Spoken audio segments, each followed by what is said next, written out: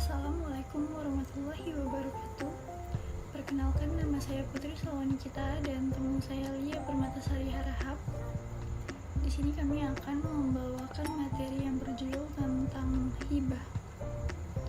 Adapun pembahasan yang akan dibahas pada materi kali ini yaitu pengertian hibah, dasar hukum hibah, rukun hibah, syarat-syarat hibah, dan hikmah hibah. Langsung saja, pengertian hibah.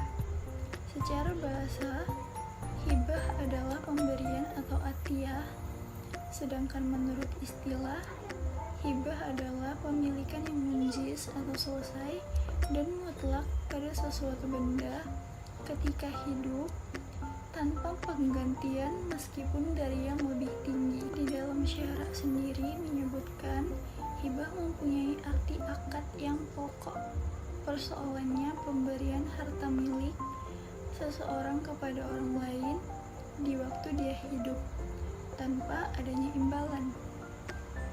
Apabila seseorang memberikan harta kepada orang lain untuk dimanfaatkan tetapi tidak diberikan kepadanya hak kepemilikan, maka harta tersebut tidak ijarah atau pinjaman.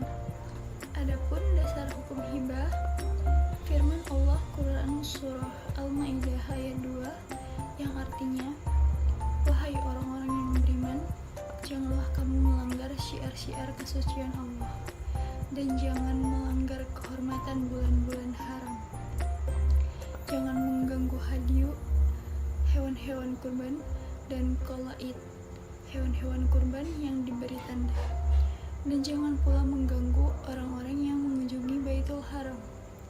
Mereka mencari karunia dan keridhaan Tuhannya. Tetapi apabila kamu telah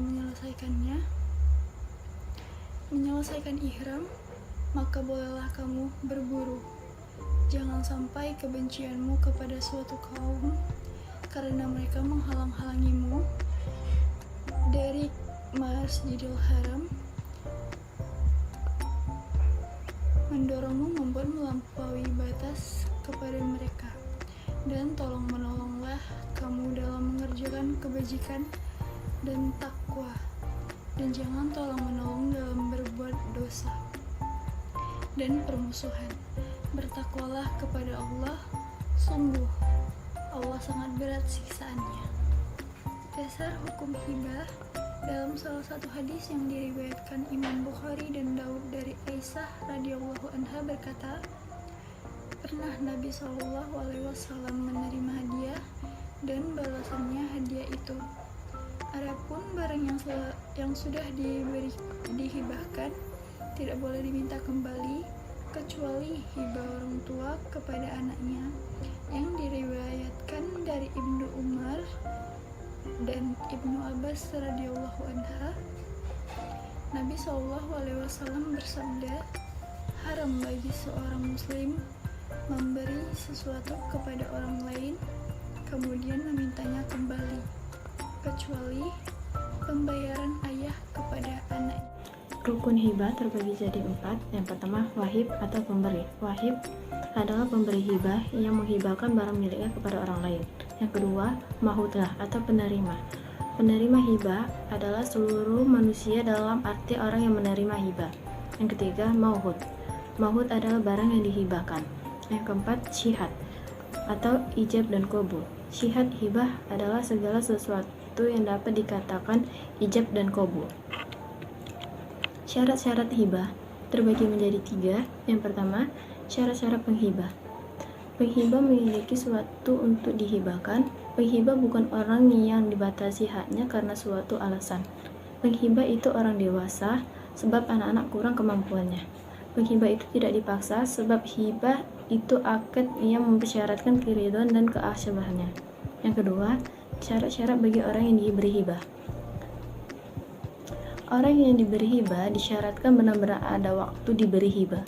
Bila tidak benar-benar ada atau diperkirakan adanya, misalnya dalam bentuk janin, maka hibah tidak sah. Yang ketiga, syarat-syarat bagi yang dihibahkan. Benar-benar ada, harta yang bernilai, dapat dimiliki zatnya. Masalah akad hibah dan penyelesaiannya. Yang pertama, al-mumrah dan al-kubrah. Al-umrah diambil dari kata umur, yakni jika pemberi hibah berkata kepada penerima hibah, "Saya membangun rumah ini untuk kamu. Saya membuat rumah ini untuk kamu sepanjang usia saya, seumur hidup kamu, sepanjang hayat kamu, atau sepanjang hayatku. Jika kamu meninggal, rumah ini aku warisi." Syihat-syihat di atas adalah syihat akad hibah. Sedangkan al-kubrah adalah hibah yang terjadi jika pemberi hibah berkata, "Rumahku ini untukmu selama masa pengawasanku. Aku memintamu menjaga rumah ini," atau "Aku membuat rumah ini untukmu dan dalam pengawasanku." Maksudnya, kalau kamu meninggal sebelum saya, rumah ini kamu menjadi milik saya. Jika saya meninggal sebelum kamu, rumah ini tetap menjadi milikmu. Yang kedua, pemberian dalam kitab. Masalah kitab atau dalam bahasa Indonesia dikenal dalam pinangan dan tunangan adalah materi pembahasan yang termasuk dalam fikih munahakat. Tetapi dalam pelaksanaan kitab di masyarakat di Indonesia terdapat pemberian dari pihak laki-laki kepada pihak wanita. Maka persoalan ini sesungguhnya dibahas dalam masalah hibah yang merupakan bagian dari pembahasan fikih muamalah. Hikmah hibah. Hikmah atau manfaat disyariatkannya hibah adalah sebagai berikut. Yang pertama, memberi atau hibah dapat menghilangkan penyakit dengki, yakni penyakit yang terdapat dalam hati dan dapat merusak nilai-nilai keimanan. Hibah dilakukan sebagai penawar racun hati, yaitu dengki. Sebab hadis yang diriwayatkan Imam Bukhari dan Tirmizi dari Abu Hurairah radhiyallahu anhu, Nabi Muhammad SAW bersabda, "Hadu fa'innal hadiyatu tadhibu wa rasuli," yang artinya, memberi kamu, karena pemberian itu dapat menghilangkan rasa sakit atau dengki.